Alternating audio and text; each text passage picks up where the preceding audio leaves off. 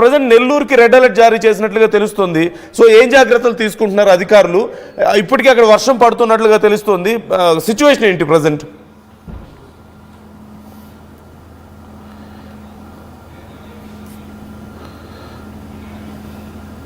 తిరిగి 100 కిలోమీటర్లు దూరంలో కేంద్రీకృతమై ఉండడంతో ఈ ఉమ్మడి నెల్లూరు జిల్లాలో మాత్రము రాత్రి నుంచి హెవీగా వర్షం అయితే కురుస్తుంది. అధికారులు ఇప్పటికే అప్రమత్తం అవడం జరిగింది. సముద్ర తీర ప్రాంతాల్లో 70 నుంచి 60 కిలోమీటర్ల వేగంతో పెనుగాలులు అయితే వీస్తున్నాయి. మొత్తం మీద చూసుకుంటే అధికారులు మరింత అప్రమత్తమై ఉన్నారు. నందు, ఓకే, అంటే ఇప్పుడు అధికారులు ఏం చర్యలు తీసుకుంటున్నారు? ప్రజలకు ఎలాంటి డైరెక్షన్స్ ఇస్తున్నారు?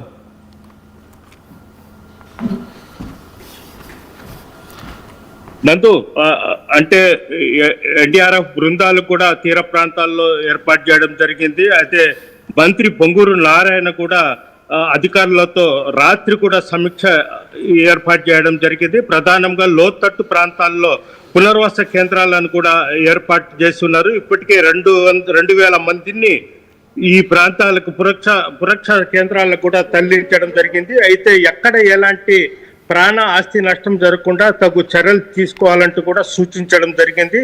అయితే ప్రధానంగా ఈ పెనుగాలుల వల్ల హెవీగా ఈ కరెంటు స్తంభాలు, అదేవిధంగా ఇళ్లు కూలిపోయే ప్రమాదం ఉండడంతో ఎక్కడ ఎలాంటి అవాంఛనీయ సంఘటనలు కానీ ఎలాంటి ప్రాణ నష్టం జరగకుండా అయితే ప్రత్యేక బృందాలను ఏర్పాటు చేయడం జరిగింది. అదేవిధంగా నెల్లూరు జిల్లా కేంద్రంలో ప్రత్యేకంగా ఒక సిబ్బంది, అదేవిధంగా బస్సులను కూడా ఏర్పాటు చేసింది.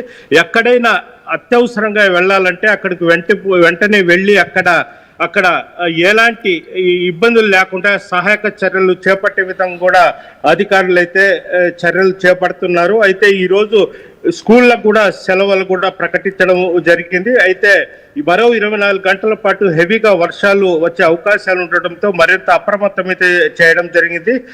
తడ నుంచి ఇటు కావులి వరకు సముద్ర తీర ప్రాంతాల్లో సుమారు ఒక పట్టపు పాలనాల్లో ఉండే వాళ్ళని మరింత అప్రమత్తం చేయడం జరిగింది. ఆ ప్రాంతాల్లో సుమారు 17 పునర్వాస కేంద్రాలను కూడా ఏర్పాటు చేసి సుమారు ఆ ప్రాంతాల్లో కూడా 1,800 మందిని ఇప్పటికే పునర్వాస కేంద్రాల్లో అక్కడ ఉంచినట్లు కూడా అధికారులు అయితే చెప్తున్నారు.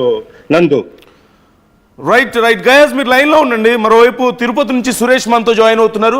సురేష్, తిరుపతిలో కండిషన్ ఎలా ఉంది? We can see it's little cloudy, మాకు కనిపిస్తుంది. అలాగే వర్షం పడుతున్నట్లుగా తెలుస్తుంది నిన్నటి నుంచి కూడా. సో ప్రజెంట్ కండిషన్ ఏంటి? అధికారులు ఏం చెప్తున్నారు? తిరుపతి మీద కూడా ఎఫెక్ట్ చాలా ఎక్కువగా ఉండబోతుందంటూ చెప్తున్నారు కదా. నందు, ఏదైతే దిత్వా తుఫాన్ ఎఫెక్ట్ ఉమ్మడి చిత్తూరు జిల్లా వ్యాప్తంగా మనం ఒకసారి పరిశీలించినట్టయితే చిత్తూరు, అన్నమయ్య జిల్లాలో మాత్రం తేలికపాటి వర్షపాతం నమోదవుతుందని చెప్పాలి. తిరుపతిలో నిన్న నుంచి కూడా ఎడతెరిపి లేనటువంటి తేలికపాటి వర్షపాతం నమోదవుతుంది. అదే రకంగా ఈదురుగాలులు కూడా బాగా వీస్తున్నటువంటి పరిస్థితి ఉంది. అయితే ముఖ్యంగా శ్రీకాళహస్తి, సత్తివేడు, నాయుడుపేట, అదే రకంగా చెన్నైకి ఆనుకుని ఉన్నటువంటి ప్రాంతాల్లో ఈ యొక్క దిత్వా తుఫాన్ ప్రభావం మాత్రం కాస్త ఎక్కువ కనబడుతుందని చెప్పాలి. ఇప్పటికే లోతట్టు ప్రాంతాలన్నీ కూడా జలమైనట్టుగా కూడా తెలుస్తుంది.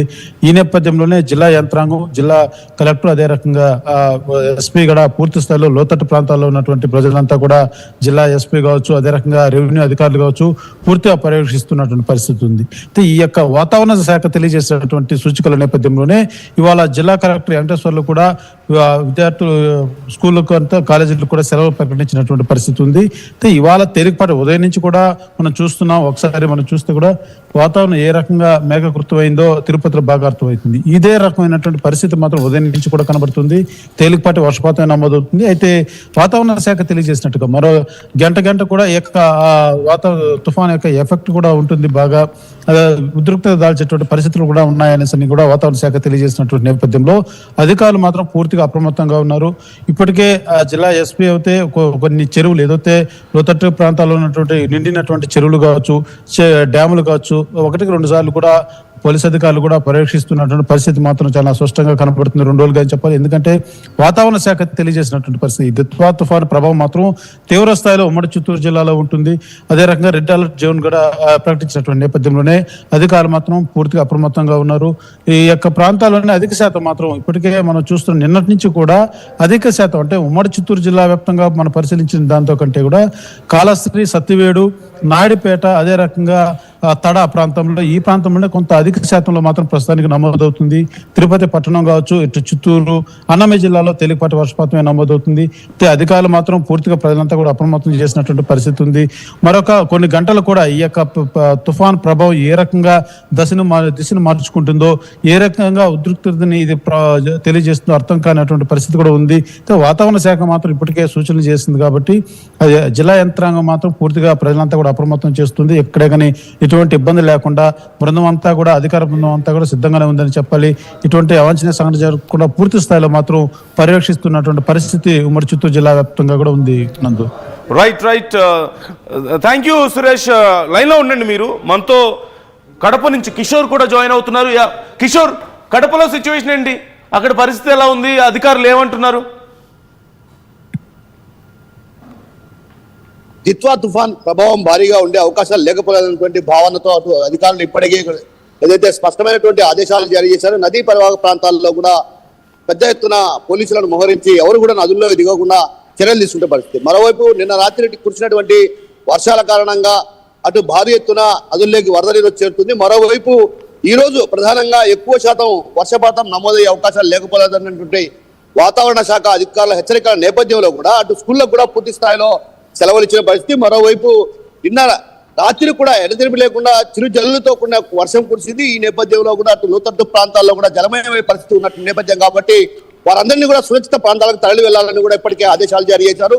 ఎప్పటికప్పుడు కూడా వరద పరిస్థితి, అదేవిధంగా వర్ష పరిస్థితిని కూడా అంచనా వేసినట్టు పరిస్థితి. మరోవైపు అక్కడటువంటి అధికారులతో కూడా ఏదైతే ఆరా తీసిన పరిస్థితి, నదీ పరివాహక ప్రాంత కావచ్చు, అదేవిధంగా నదుల్లో వరద నీటి ఉధృతి ఎలా ఉంది ఏంటన్నటువంటి విషయం పైన కూడా అటు పూర్తి స్థాయిలో ఆరాధిస్తారు. మరోవైపు ఇప్పటికే పెన్నా నది, పాపాగ్ని, కుందు వంటి నదుల్లో కూడా పెద్ద ఎత్తున వరద నీరు వచ్చేరింది. లోతట్టు ప్రాంతాల్లో కూడా జలమయమైన పరిస్థితి ఉన్నటువంటి భావన అటు వాతావరణ శాఖ హెచ్చరికల నేపథ్యంలో కూడా అటు పెద్ద ఎత్తున అక్కడ ఉన్నటువంటి ఆ ప్రాంతంలో ఉన్నటువంటి రెవెన్యూ సిబ్బంది కూడా అక్కడికి వెళ్లి వారందరినీ కూడా సురక్షిత ప్రాంతాలకు వెళ్లాలంటూ కూడా ఆదేశాలు జారీ చేశారు. మరోవైపు వంతెన దాటుకునే ప్రయత్నాలు ఎవరు చేయొద్దు, ఎందుకంటే వంతెన దాటుకునే ప్రయత్నంలో కూడా ఒక్కసారిగా వరద నీటి ఉధృతికి కొట్టుకుపోయే అవకాశాలు ఉన్న నేపథ్యం కాబట్టి ఇరువైపులా, వంతెనకు ఇరువైపులా కూడా పోలీస్ బందోబస్తు నిర్వహించారు. మరోవైపు చిరు జల్లులతో కూడిన వర్షం కురుస్తూనే ఉంది. కాస్త ఇప్పుడు తెరిపించినటువంటి పరిస్థితి. అయితే మళ్ళీ ఇదే విధంగా వర్షం కురిసే అవకాశాలు లేకపోలేదన్నటువంటి వాతావరణ శాఖ అధికారులు హెచ్చరికలు జారీ చేసినటువంటి నేపథ్యం కాబట్టి ఖచ్చితంగా మరో ఈ రోజు సాయంత్రం కానీ రేపు ఉదయానికి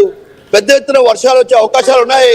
అయితే కొన్ని ప్రాంతాలు జలమయమయ్యే పరిస్థితి ప్రాంతాలు ఉన్నాయి, వాటిపైన కూడా ప్రత్యేకమైన దృష్టి సారించారు. అందులో భాగంగానే ఇప్పటికే వాతావరణ శాఖ అధికారుల హెచ్చరికల మేరకు ప్రతి డివిజన్ పరిధిలో కూడా ఒక రకంగా అక్కడటువంటి కంట్రోల్ రూమ్లు ఏర్పాటు చేయడం జరిగింది. Nandu right. Thank you Kishore, thanks for the details. అలాగే Suresh, Gayaz, thanks for the updates. మరొకసారి నేను మిమ్మల్ని మళ్ళీ కాంటాక్ట్ చేస్తాను ఫర్ ద మోర్ డీటెయిల్స్. ఎప్పటికప్పుడు నాకు అప్డేట్స్ పాస్ చేస్తుండండి. అక్కడ సిచ్యువేషన్ ఏంటి, ఎలాంటి చర్యలు తీసుకుంటున్నారు అనే దానికి సంబంధించి. రైట్, మరొకసారి సో ఏ ప్రాంతాల మీద ఎలాంటి ఎఫెక్ట్ చూపిస్తుంది దిత్వా అనడానికి ఇంకొంచెం క్లియర్గా నేను ఒకసారి మ్యాప్స్లో మీకు చూపించబోతున్నాను. PCR just give me that maps. మరొక మ్యాప్ ఉంటుంది చూడండి. Give me the other map. So ఇక్కడ మీరు క్లియర్గా చూస్తున్నారు. ఒకవేళ గనక ఇట్స్ వెరీ మచ్ అన్ప్రిడిక్టబుల్. ఒకవేళ అధికారులు చెప్పినట్లుగా గనక దిశ మార్చుకొని ఇక్కడే ఎక్కువసేపు కాన్సన్ట్రేట్ అయినా సరే మనం క్లియర్గా చూడొచ్చు. నెల్లూరు, ఈ గూడూరు, తిరుపతి ఈ ప్రాంతాల మీద ఇంత టైం తీసుకుంటుంది. ఇక్కడి నుంచి ఇలా ట్రావెల్ అయ్యి ఇక్కడ వరకు రావడానికి. మన